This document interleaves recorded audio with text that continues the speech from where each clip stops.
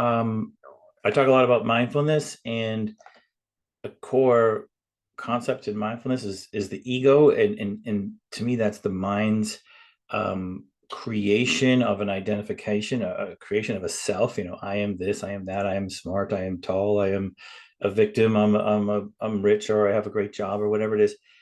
And that kind of sense of self, that separate self, and I am different from others, and in trying to compare and judge based on that sort of self-identification, the thoughts tend to be negative: jealousy, resentment, anger, frustration, um, arrogance, a feeling of better, a feeling of less than.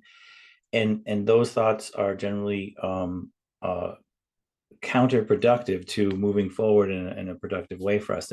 Acting on those thoughts tend to create more of the same, more suffering, more negativity. So the key is understanding what are egoic thoughts, ego generated thoughts, and not acting on them, noticing and not letting them get you into a situation where now you're acting on them, or taking action based on them, or saying something based on those thoughts.